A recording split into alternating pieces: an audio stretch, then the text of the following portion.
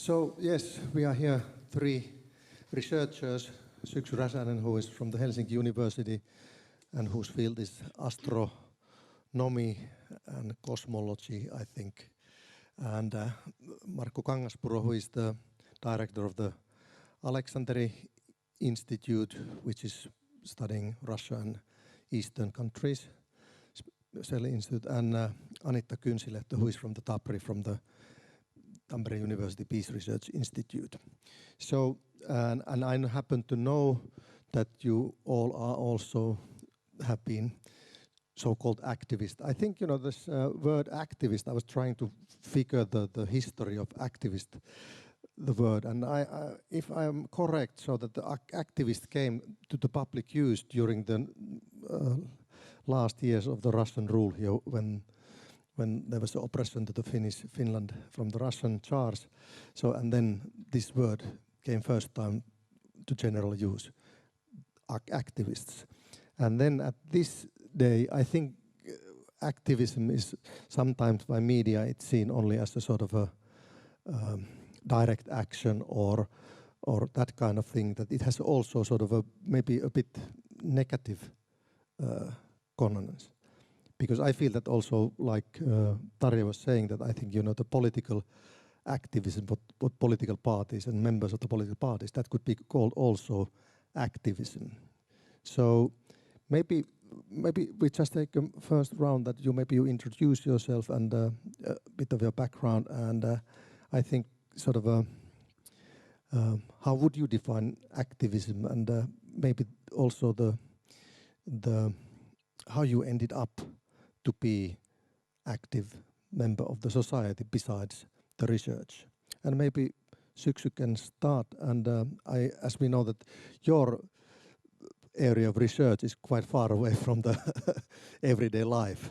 So in a way, how did you find out and how you combine these two roles? Yes, Syksy.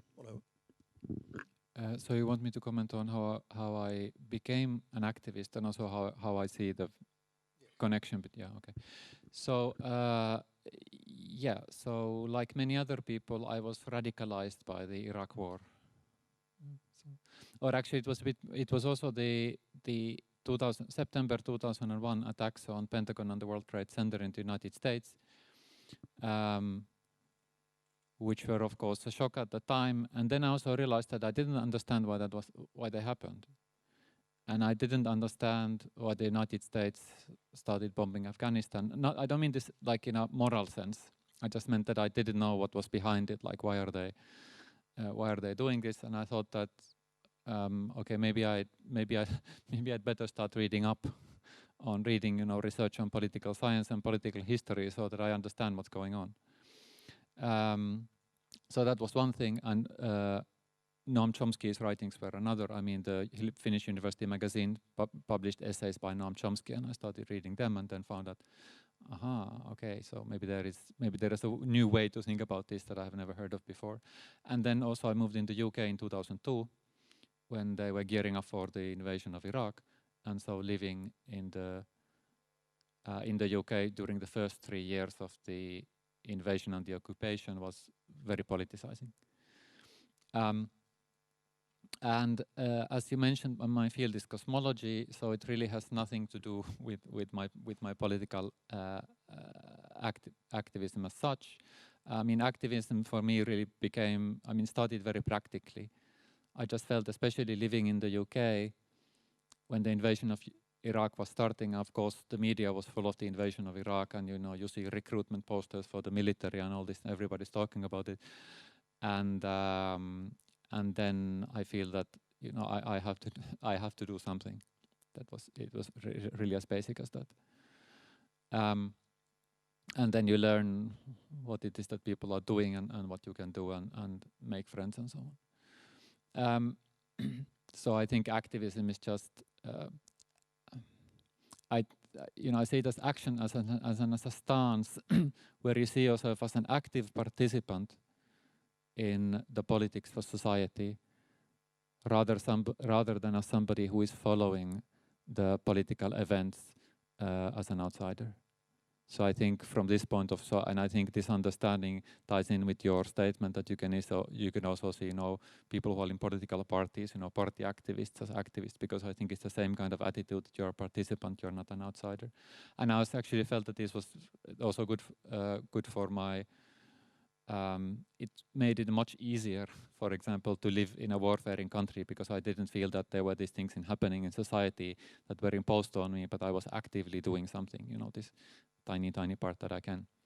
As for the relation, if there isn't a relation between activism and research, maybe we can talk on this more later. I just mentioned one thing that I found useful to bring over from research, which is that in research, especially in physics and mathematics, so-called natural sciences, you learn when you study and when you do it very clearly about what it means to prove something, and what is evidence and what is not evidence. And you learn to look at things not dispassionately, but to direct your passion according to the facts, and to understand that you have been wrong, and not to be tribal. And I think this is very useful also for activism. Yeah, hello.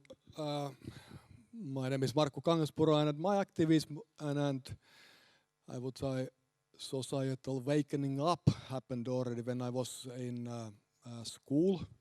It was my university of my activism and to become interested in society, peace and war and peace. And it happened quite exactly in 1973 already. It was the end of Vietnam War. I was 13 years old, and I think that's the age when people start to probably think. I followed the media, and I followed, newspapers and TV, and we had among my classmates discussions about Vietnam War, big power policy, the United States and the Soviet Union, who is to whose side and what is going on there. And it was a shock to me to see this injustice in the war. And immediately after that happened, it's Chile. It's my 11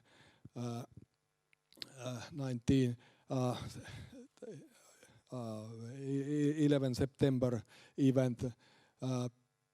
Pinochet coup d'état, when President Allende, who was elected, and his new government there, elected in Chile democratically, and they started to make reforms. And the coup d'état was organized by the United States, CIA, and of course done by Chilean army.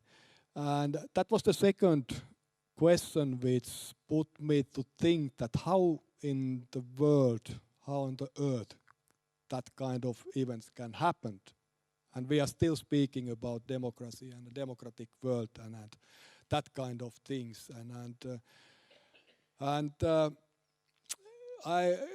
It forced to me all these conversations, arguments, and disagreements with the majority of my classmates.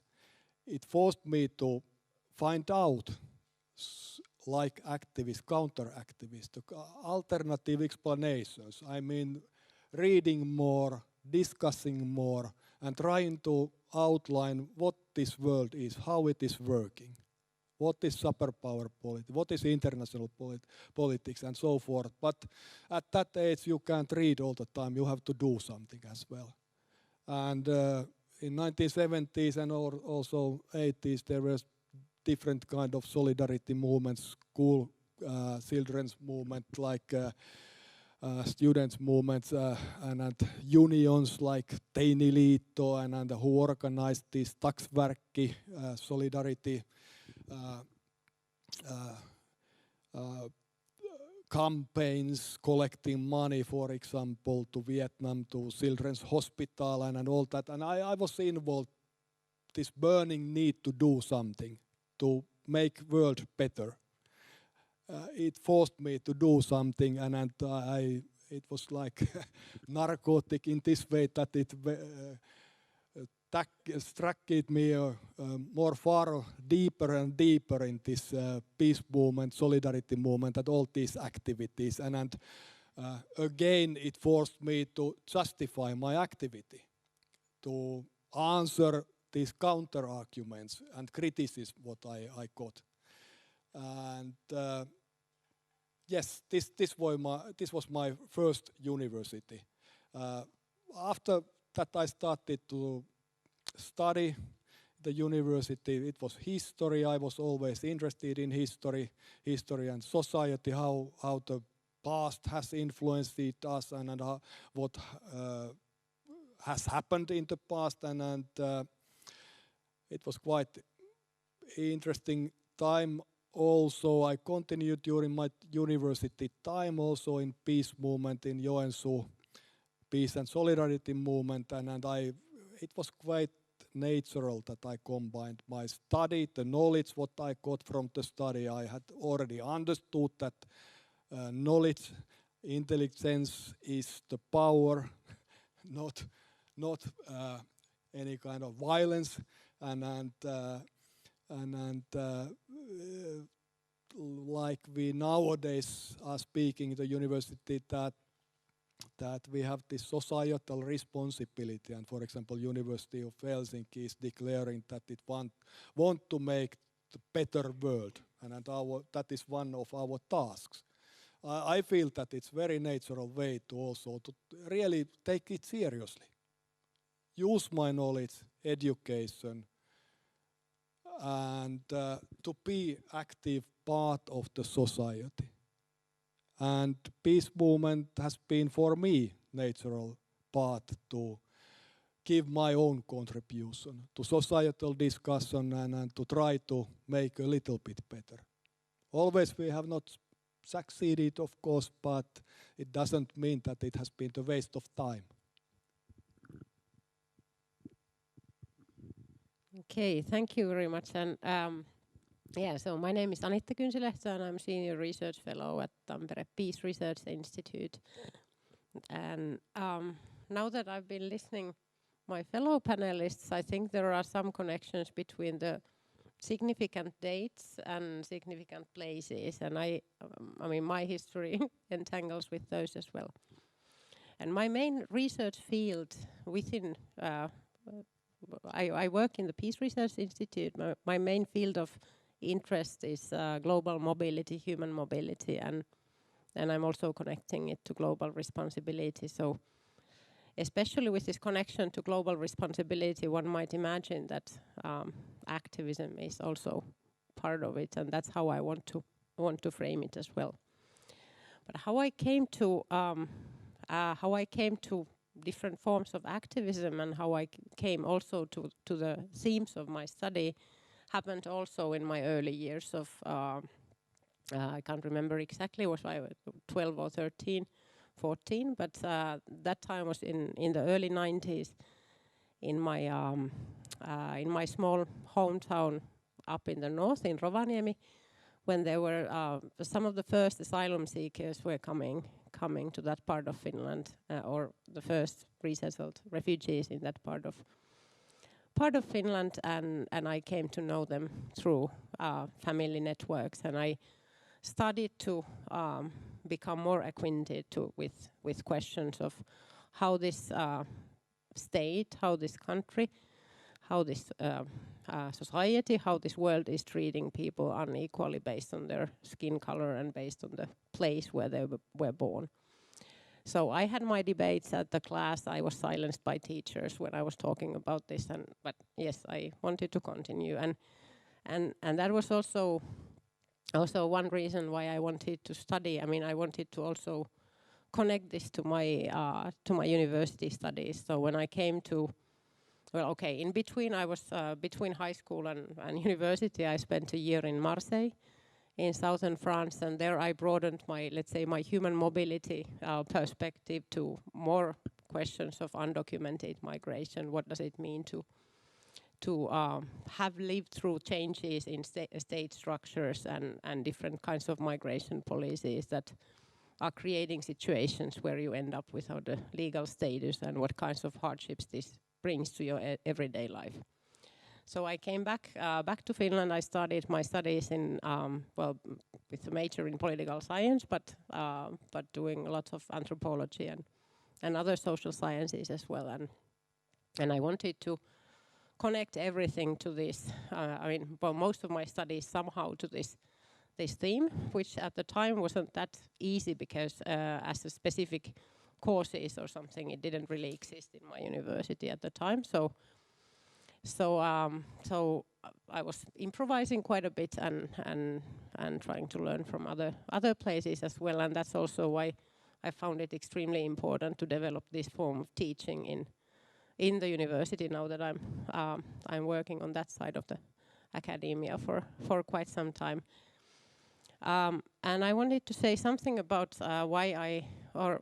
let's say how I came to peace research as such, and that was also something I first came to work as an intern in Tapri 20 years ago in August. Yes, exactly. Tuomo remembers. So I had been to his class on Mediterranean relations. So which was also something that wasn't taught in other places, but he was organizing it with a guest lecturer from southern France, exceptionally as Tapri wasn't a teaching institution at the time, as of yet. How I found I hadn't heard of Peace Research Institute before I came to study in Tampere, but I remember my first autumn '97 when I had started my BA. We were walking in the neighborhood of Attila building at the time, Faculty of Social Sciences, and I saw this Tapri and Tampere Peace Research Institute sign, and I said, "Oh wow, that might be some place where I could work at some point." So that's how I discovered that this place existed. So and why I found how I found my academic and intellectual home in peace research was also that I found that compared to my earlier education, my degree studies in political science, for example, there was this really intimate connection, or at least like very intimate acceptance of combining action with research, emphasis on that you can contribute to different dimensions of societal life as an academic, and you are actually encouraged to do so. So that was one very important thing in my academic and sporadic activist career at that time. And then I've done different types of things, and I found it very interesting that you mentioned the 9/11 that I learned when I was doing some project in Chile of the past, before the pandemic, and really understanding that these significant dates in different locations. I wasn't born at the time, so it wasn't at the time, but I had been studying the coup and the rest of it. But yeah, that there are these important events. There are these important events that touch us and can actually direct our future lives in so many ways. Thank you.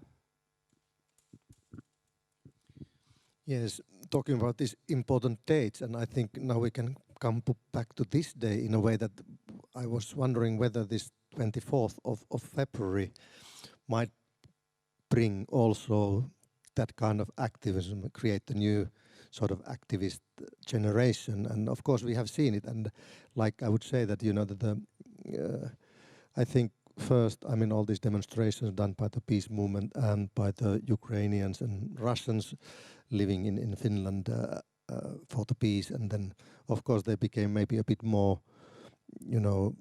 then directed to the sort of totally military aid, and then of course this fear factor that Tarja was talking, that suddenly, the fear in Finland about the Russian aggression so that totally turned the heads of the Finnish population to support the NATO.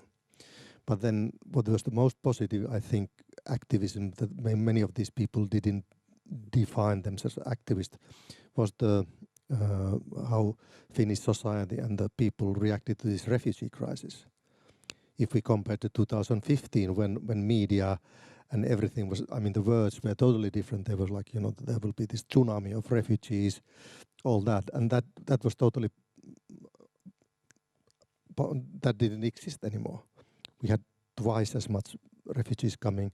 Everybody was happily helping. People went to Poland to help the refugees here. They were given free tickets, airplane tickets with 5% price and all that. So that was totally different response. And I think, you know, also in this 2015, that was a boost for activism, but that was not supported by the media. Also, as we see it now, when we are looking back to the 2015, all those, you know, the horror pictures that the media presented about this crisis that these people would bring, they didn't happen. And that was because the civil society, people started, you know, trying to integrate them, help them to get the residence permits, etc. And of course, that activism still continues. We have about, I think, 7,000 people here without papers in Finland, which is like, I think, a big scandal for a civilized society. But then, of course, now it looks like that. Do you think? Of course, we have seen also in all the peace movement that there was a both reaction to more arms, more military power to Finland, but there were certain part of the population who turned in a way that now we need more peace movement than ever. But of course, this is still more marginal than the other side. So, and I think, you know, this fear, and somehow, how would you define, how have you kept yourself? Because I think, you know, when I'm looking the people who, whether you are for the NATO or not, that's not the question, but the sort of the intensity that you would normally give to the sort of a radical youth, that, you know, now we need, you know, this. And this was like, you know, this research of the Foreign Policy Institute politicians, they reacted like that. Like, in a way, how to, because I think, you know, there happened this, that, you know, I think the first rule, and I think our president was always, Sauli Niinistö, also referring to this, let's stay calm. And I think in this case, how did you stay calm, and how did you stay calm? Because it looks like that the most part of the society and media especially didn't stay calm. And if you look at now many of even the researchers, when they speak, it looks like that they are not, you know, they are speaking emotionally, the words that they are using. So the calmness has totally gone from the discussion. So how to keep calm, and how do you see the situation at the moment of the activism? So maybe Anitta, we do the other way around. Can I? Is it on? Yeah. Reactions to, and how to stay calm. Yes. Well, I was thinking. I mean, I've told this to some of my friends and colleagues a couple of times, but I think one point where I got really scared, and now I'm not referring to the beginning of the war as such, but about this NATO debate, and where I really got frightened was I was sitting in a random cafe one day, and I heard this this couple much older than myself talking about how they are so much in favor of NATO, and they so much want Finland to join NATO that even if this choice didn't come out like quickly, they wanted to tattoo NATO on their stomachs. And I'm like, okay, wow, like this age criteria, I mean, this nothing is working. Like, this country has gone crazy completely.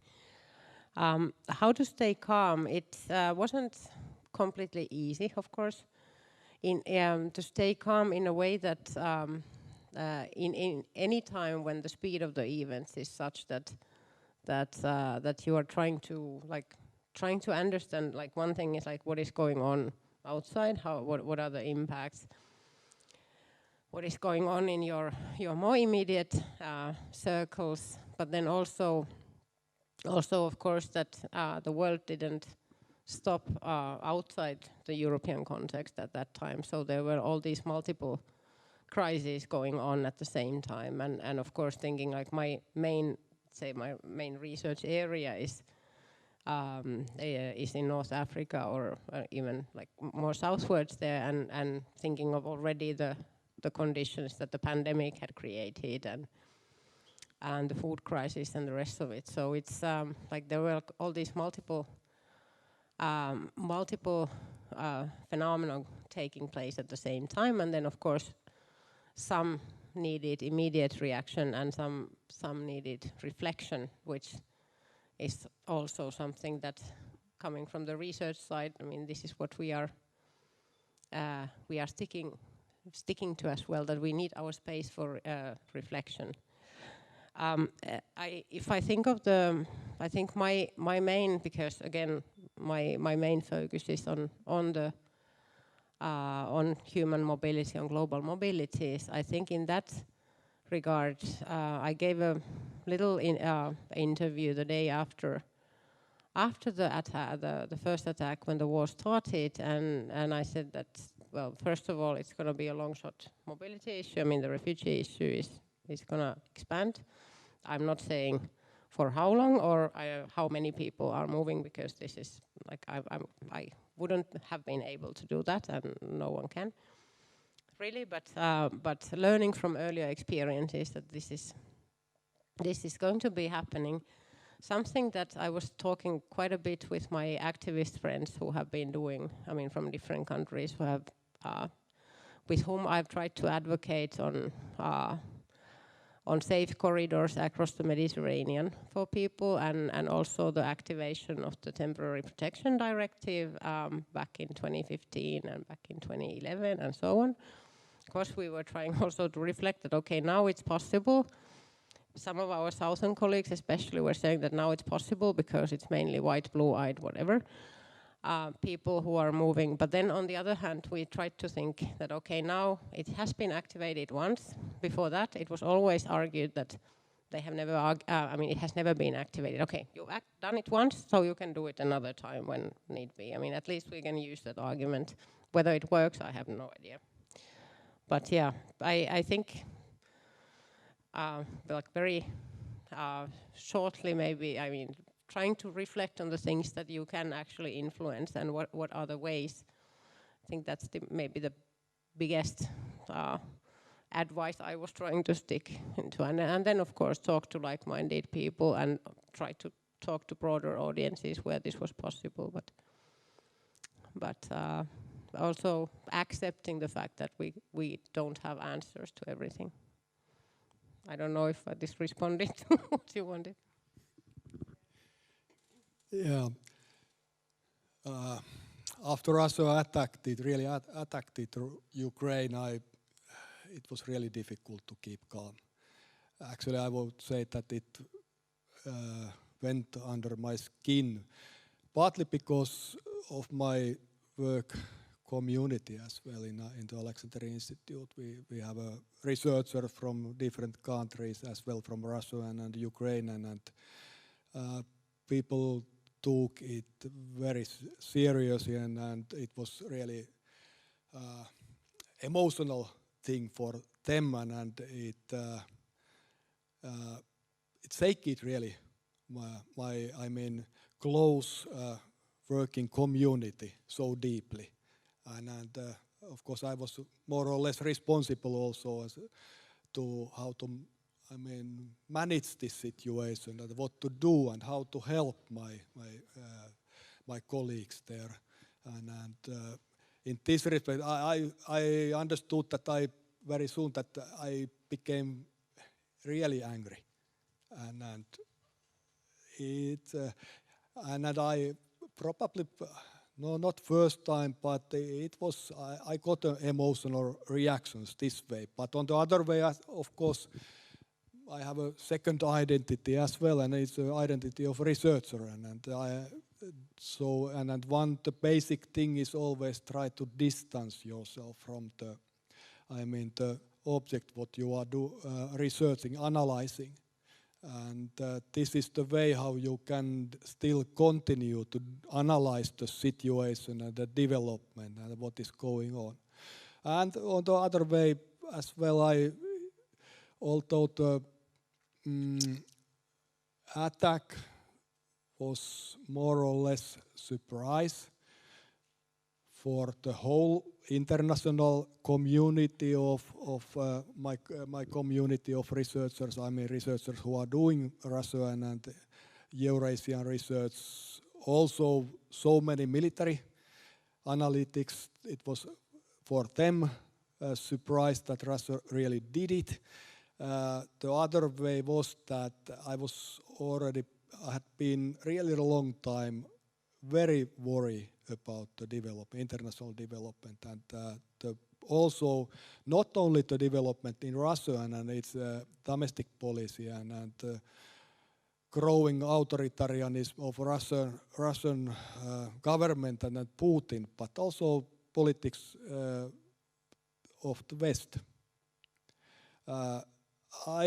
My analysis was and is still, although it's not possible and time yet to do the throughoutly analysis what has happened and why we have ended up to this situation. But I was already a long time that this is not going to end well, and we have not doing the best way policy as well in the West, and so this dramatic situation and the criminal war, it's one way it was this way this result was not so big surprise, although as such a war and Russia's attack was more or less still unexpected, unlogical in terms of what we have made an analysis, what is the capacities and so forth, and what are the, results and counter reactions and so forth and so forth. And from this background, it looked like that there is no way that Russia at the end would do it, or the bigger probability is that they would not attack. But then it was more or less also big disappointment for me how quickly Finnish society, public attitude and climate changed to militaristic direction. It was somehow disappointment. I thought that we are more civilized and had learned more from the history, but it appeared that not. And I was also disappointed that politics, very many politics, and it was probably the second thing what I have had a small struggle inside me to not to take too emotionally. That I was so disappointed about several politics, or quite many politics, who quite opportunistic changed their line suddenly over one night. And almost without, thoroughly made analysis, discussion and dialogue. It was, but that is the world where we are living, and my strategy has been that I have tried to distance me when I'm analyzing and thinking this situation development from this midst of the situation. Like you said, that you have to understand that to what issues you can influence and what not. And unfortunately, this is now the situation that we have not so much to say to change it. Our time comes a little bit later. So the main question was how to keep calm. Yes. Sort of, yes. Yeah, that's a very British question. Jäitä hatussa on Finnish version of this, keep eyes on your hat. So yeah, so of course the Russian invasion of Ukraine was a shock, and like many others, I was afraid. And there are different ways of processing this fear, and one thing that I think helped was in relation to I think to mainstream position in society, is the same as at the beginning of the pandemic, actually, when people were shocked when the pandemic, not the beginning of the pandemic, when the pandemic started, when the epidemic came to Finland, when it came to Europe, was that many people felt that now somehow the normality that they have enjoyed all their life has been destroyed, and the life has been disrupted, and it's shown that somehow the world is different than they thought. And for me, this actually lessened the cognitive dissonance between what I think and what is the mainstream position, because I had always felt that our mainstream idea of what our society is built on, what's going to happen in the future with regard to climate change, with regard to pandemics, with regard to war, that the normal position, thinking about the status quo, is very misleading and is built on sand. So in this sense, the fact that you have a big disruption like this did not come as such a huge shock, but nevertheless, as maybe to some others. But nevertheless, there is the question, you ask how to keep calm. I would say how to retain your sanity. And I think this is actually an important question, speaking as an activist, this question of intellectual self-defense and emotional self-defense, which I think is a very important skill if you work as an activist, especially if you work on topics like a lot of the things I do are related to Israeli apartheid, to Palestine. So if you work on topics where you will be attacked, often very viciously if you do it. And one thing with regard to the war in Ukraine is what was already mentioned, is to give a global perspective. So as a Palestinian activist, journalist friend of mine said, you know, wars, when this invasion started, the wars are always terrible wherever they happen, but they are not particularly terrible because they happen in Europe. And to be able to process this, because also at the beginning, as many of you may know, if you said this to someone in Finland, they would not be able to process and understand this very simple statement. And second, then how to navigate this very difficult intellectual, very difficult anti-intellectual climate is also, and this now comes, you know, as a lesson from being a researcher, is that you always try just to stay to what is true, and you try not to say things that are untrue, no matter how big is the pressure for it. Like sometimes there are things that you know that are true and would be useful, and you know that if you say them, they will not be understood.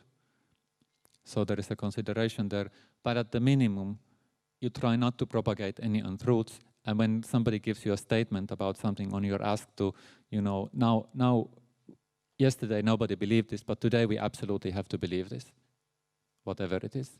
And then you evaluate, do the facts actually support this or not? And remembering that, I remember this September 11, 2001 was mentioned, and I remember what was the atmosphere. Obviously in Finland, it wasn't as bad as in the United States, and in the UK, although it was way worse than in Finland, obviously because UK was a major participant in the invasion of Iraq, which led up to this. It was already in many ways quite heated. And remembering that the evaluations, the intellectual evaluation of positions, the moral evaluation of positions and actions looks very different, you know, not in the far future, but in the near future than it looks in the moment. I mean, this was very true for the Iraq war, for the war in Afghanistan. I don't know if people remember how like the Iraq war was very controversial. There was a lot of opposition. But the US invasion of Afghanistan was very uncontroversial. It was widely supported. And I remember when I went to demonstrations and was in meetings with the Stop the War coalition in the UK, and I mentioned it to some people, and they asked, well, what's the Stop the War coalition? I said, yeah, it was formed to oppose the invasions of Afghanistan and Iraq. And they said, like, surely not Afghanistan, because for them the idea that someone would oppose it, was lost. It wasn't that they were against it, it was that difficult to understand it, like, why would you oppose this clearly good thing? And now, of course, the perspective is completely different, and we saw what were the results of that. Yes, and maybe the last point here is what I was thinking, that this discussion about because in a way it was very interesting to see when the Ukrainian war started, or the Russian attack, not Ukrainian war, but Russian attack to Ukraine. Suddenly the media was full of talk about the international law and human rights and all that talk, and also I think the footage, photos, videos that we got from this war were totally different from what we see in Palestine, or what we saw in Libya or Iraq or Afghanistan. And it was very interesting. I was in one discussion in World Village Festival, and there were very respectful journalists of YLE, and then photojournalist from the Helsingin Sanomat. And when there was some sort of critics to the why is this dealt differently than the other wars, they immediately started defending themselves, that we are truth medias, and that was like and the explanation was, I think the photojournalist said that why is it so different? Why we are showing the bodies of the people, civilians and the children, etc. Was that because it's so close? And that's like, I was thinking that how can we define this, and how the empathy has a limit. It's somewhere there in the Mediterranean Sea, and then when you start talking about this, like that how differently the media is reacting. Why are we not talking about the international law now when Israel attacked Gaza? It somehow gives frustration, and if you try to talk about this, there's always, well, that's a whataboutism. So how you, at least I feel frustrated, really strongly frustrated by the fact that now this is double standards. And people openly, they say that, we are, of course, this is like a universal role of the democratic West, like they call it. And then you see totally different attitude. How you feel like this frustration. And then, of course, it's also like this Ukrainian war and the fear created this kind of thing that at least I felt that even in the social media, it's very difficult to discuss calmly, because the other side is really like aggressive, targeting person, not talking about the arguments. It's like hopeless to try to discuss issues or different point of views. So how you deal with the frustration? So maybe Syksy now can start with this. Okay, to comment on your introduction to this, the Palestinian scholar Muin Rabani wrote, and I think I agree that it's no exaggeration to say that every single aspect of the Western response to the invasion of Ukraine has been a demonstration of hypocrisy. That doesn't mean that every single aspect that has been done has been morally wrong or ineffective or should not have been done. I mean, one thing that's very controversial is, for example, that it's good the way the refugees have been welcomed and how all sorts of official possibilities have been opened up to them. But of course, this immediately, invites the question, not the question why are we supporting Ukrainian refugees, but why are we not supporting others? And I think this and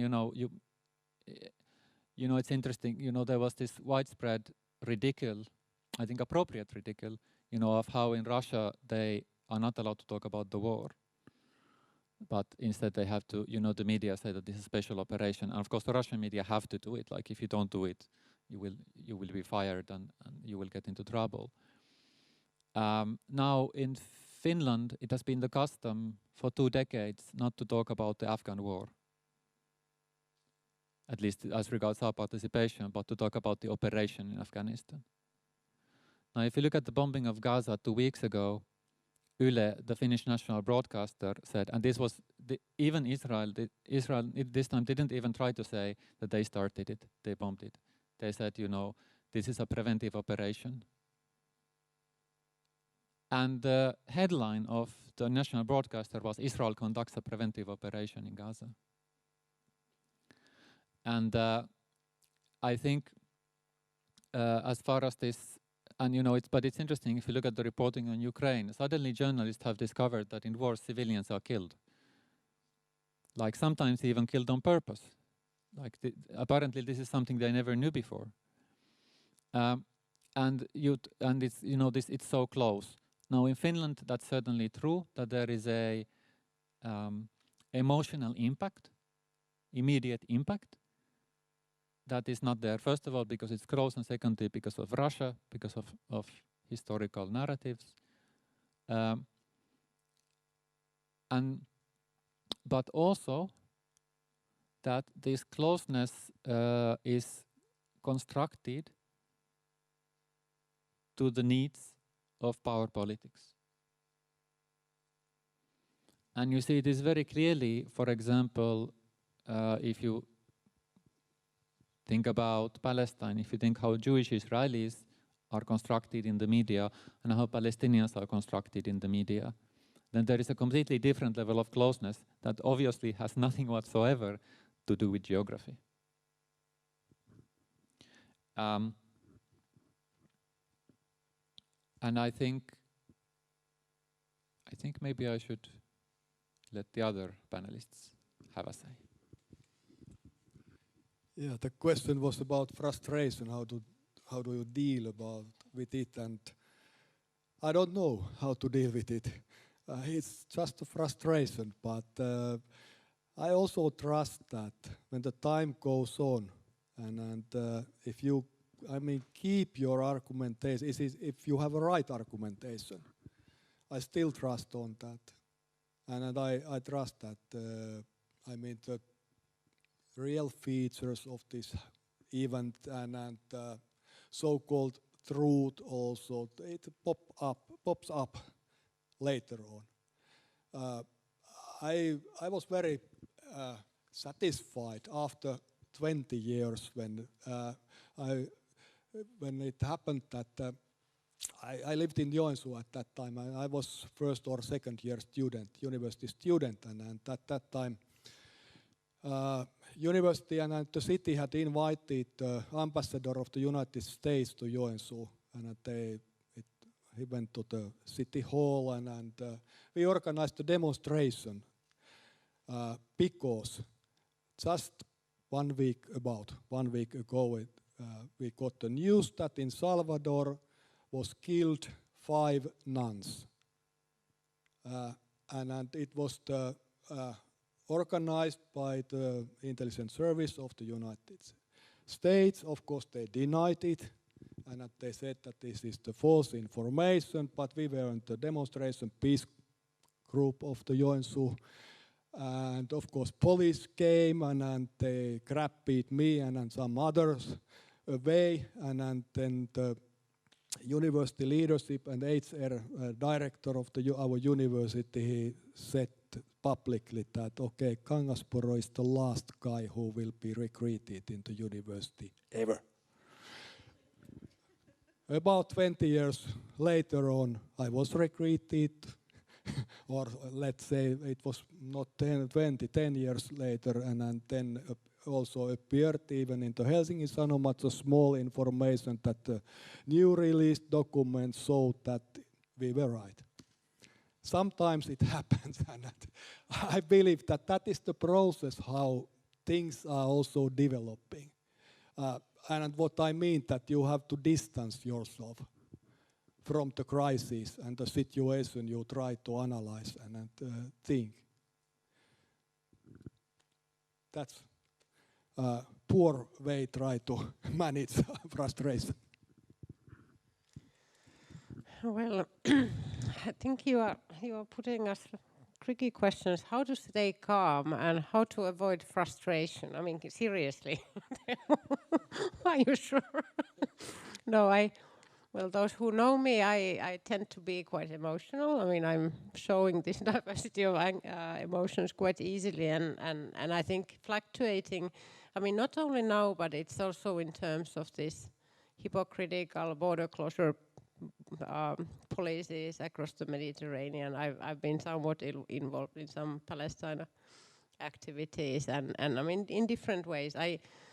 I'm quite used to feeling anger and frustration, because I think these are the types of emotions that come. But to stay somewhat sane, at least in most part of the time, there have to be ways of venting out. I mean, this type of what Syksy was mentioning as intellectual and emotional self-defense, and I've also talked this over the years with some close colleagues who are feeling similar forms of frustration with different types of political developments. And I think the biggest advice, or what has been the most helpful for me, is trying to think calmly at the question what I can influence and what not, like somehow accepting the kinds of things that I can't influence. Doesn't mean always that I wouldn't take action even if I knew that it's not gonna change anything. I mean, this is not my way of seeing it, but somehow accepting it, that even if we are trying these things, it might not end up anywhere, unfortunately, which is sad, but it's, I mean, that happens. But I would go also to these very concrete ways of self-care, what especially feminist scholars have been talking quite a bit amongst ourselves as well, that like finding the ways that you can take this emotional distance, and it can be like very engaging, very hard physical activity, or baking beautiful cakes. And I'm looking at particular colleague here who is laughing. She bakes amazing cakes, yes. Or, I mean, creating something, or, I don't know, reading books, which are very simple things of self-care, but I mean, something that helps you to distance from whatever the question is, because none of us can do it like 24/7 reflecting on this, or it would not, I don't think we can. I'm actually wondering if I can ask a little question from Syksy, given that your field of research is so different. Is it something that helps you I mean, that creates some form of, let's say, escape from the Palestine questions, or other forms of things, or is it? Yes, and it also helps that it also means that whatever I do with activism has zero impact on my academic activities. So I don't have to worry about that, and nobody can like attack my academic work based on my activism. Like that doesn't make any sense. If you work in Middle East studies, for example, this is of course the situations of peace studies, whatever the situation is, of course different. But of course it helps, because it's actually I think it helps in both directions. I think it's nice that you asked this. Because on the one hand, it's true that when you work on physics, it is, you know, distracts you from what's happening in the real world. Yes. And it's also intellectually much more demanding. Like activism doesn't require a lot of intellect. I'm sorry. Honestly, you know. I mean, it's. I mean, you know, you basically need to be, you know, steadfast and, you know, work and whatever. So physics is, you know, is intellectually very demanding and therefore enjoyable. But on the other hand, physics is also its own sandbox. You know, you have like other fields, all fields of study, you know, have these people, and you know, it gets, you know, what is this person saying, and blah blah blah. And sometimes then when you do something else and you remember, oh, there is a real world actually out there, then it also helps you to step outside the sandbox and to see what is the, like, it doesn't help you with with doing research in the sense that when you're working on a problem, but it also helps you to do what problems are relevant, because you see, okay, this, although this is like hotly debated in the community, maybe if you take a wider perspective, even in the field of physics, it's not that important. So I feel that it's not that just physics, you know, helps me, doing physics helps me to do activism, but also having something else that you engage in helps you do research in a completely different topic. Thank you for the excellent discussion. And now we give floor, we have maybe 10-15 minutes for questions or comments, and Karim can bring the microphone from there so that the people following the stream will hear the questions or comments. Please. I thought there were some activists, at least here's a bit more active. Okay, Kalevi, and then there's one there.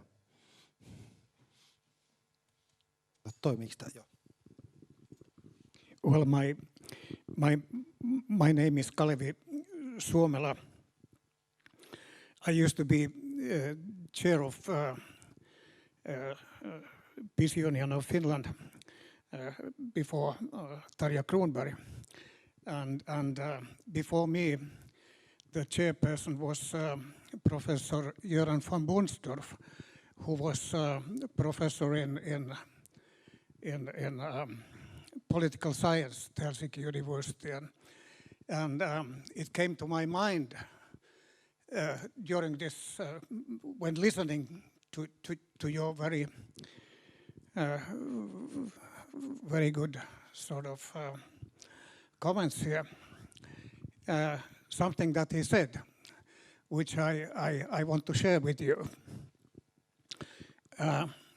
I started in peace movement in early 60s, and those were the years also when I got acquainted with Göran von Bunsdorf.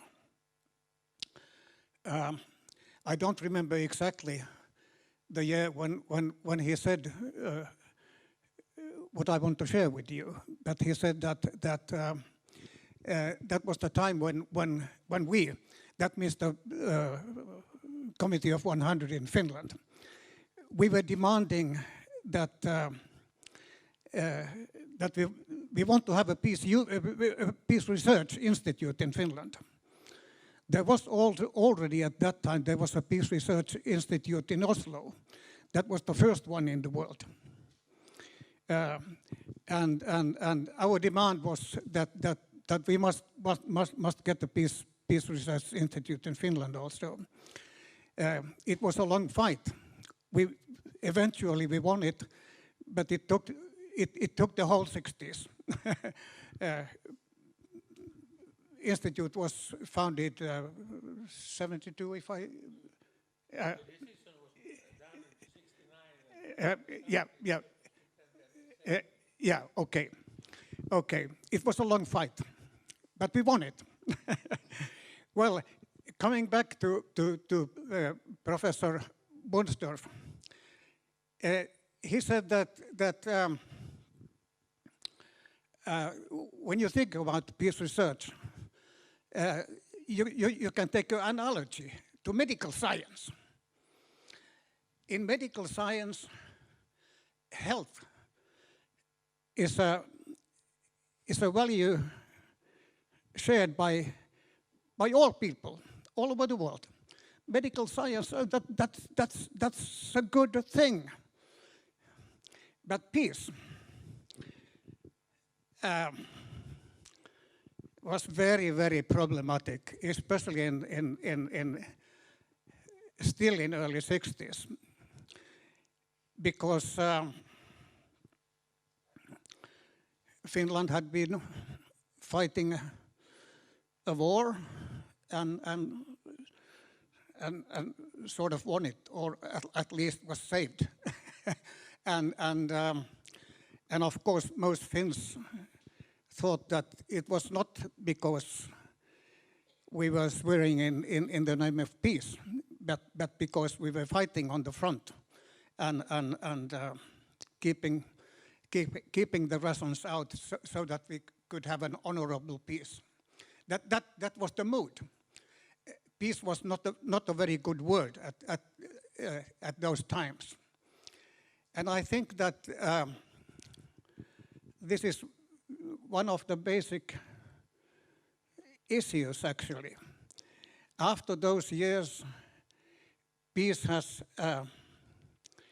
become more and more sweet, sweet word, and generally accepted. Now we are in a situation when the word peace sounds bad in very many people's ears again. But it's about values. Health is a shared value all over the world.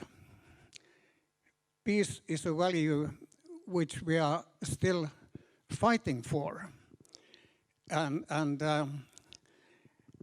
of course, the most important thing, what I think both peace research and peace activists have to do is to not only analyze what are the institutions which and values which lead us to peace, but also sort of propagating and get a general understanding of the institutes which we need for having peace. It's a long story, and I'm not going to give a lecture about this, but these were the memories that came to my mind when I was listening to your comments. Yes, was there somebody raising the hand, or maybe I saw wrongly, or is there anybody? Let's hope that there will be a bit more active participation in the evening session, which starts. Yeah. My name is Bon. I was just planning if I could just reserve my comment. I'm now from the University of Jyväskylä, but back to Jyväskylä. But before moving back to Jyväskylä, I was teaching in Helsinki during the Feb 24 invasion. I was teaching world politics, and I asked students, Finns, and I had a survey about the NATO issue. Yeah. Who among you, what I was particularly interested of was to ask them who has changed their views, who were originally critical of NATO and suddenly with the Russian invasion, quote unquote, of Ukraine, they have changed their views. And I think as researchers, we have to take that into account, because we already know the position of the anti-NATO and the pro-NATO. But for people who have changed their views, we don't have much research on that yet. I made a presentation on this in India, and my theory has to do with proximity, And, you are anti-NATO and pro-peace, so long as, until Putin gets close to you, until Putin is your neighbor.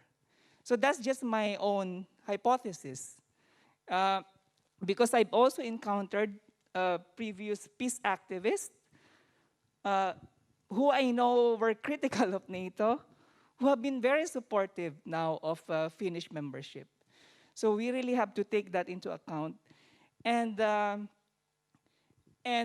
many of our students before in Helsinki were still critical of NATO, but there are those who have been changing.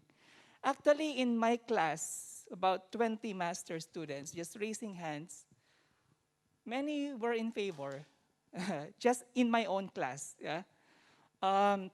So I was just thinking about, because I also do research on populism.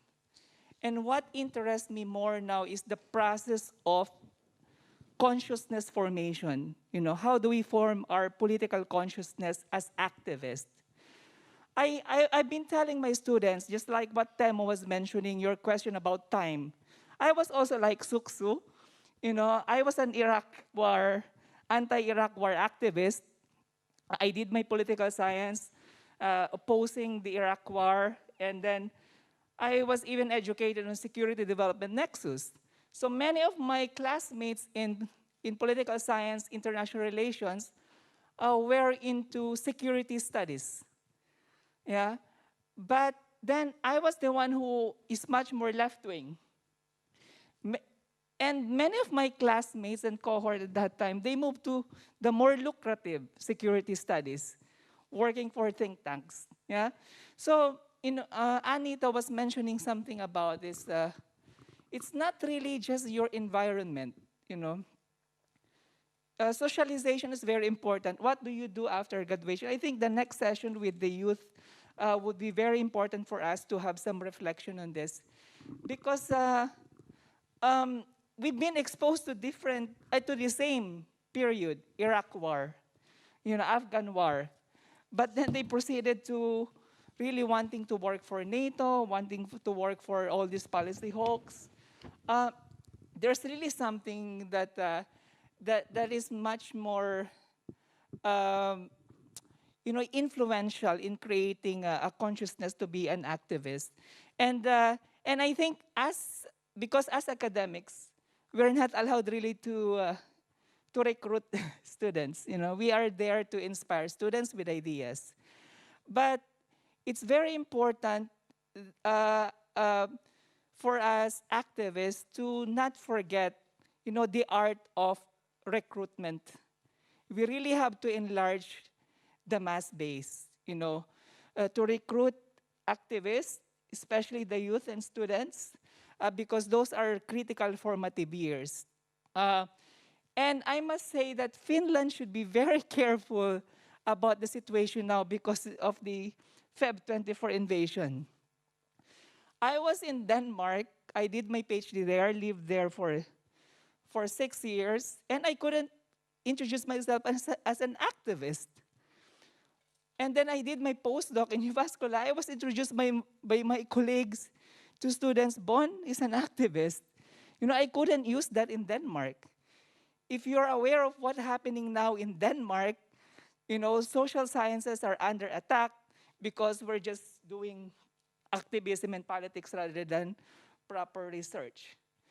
And then with the NATO membership, I remember when I graduated in my PhD, that was during the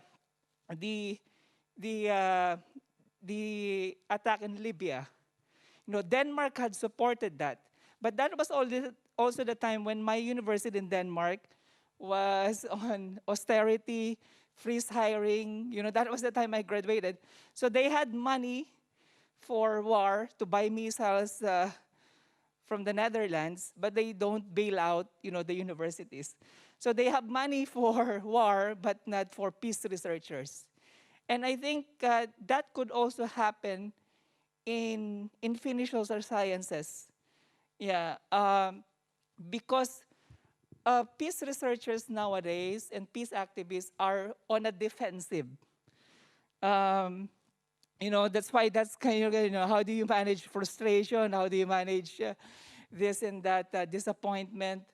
But we are on the defensive now. Among the activists who are somehow on an offensive would be Elo Kapina. But we have actually lost that, as the previous commentator said, that the time before was very much different from the time now. So I think there's really shrinking spaces for both researcher and activism, and that we should be very, very careful here in Finland, because at least we still have some researcher, some spaces for action. As I said, in Denmark before, as an academic, you can introduce yourself as an activist. But here in Finland, like, when I was new here, a member of the Communist Party of Finland was giving me a business card. You cannot do that in the Philippines, as a communist. So Finland still has some, liberal spaces that we need to protect. Thank you. So maybe we give a bit of applause for our speakers who answered very interestingly to my very concrete questions.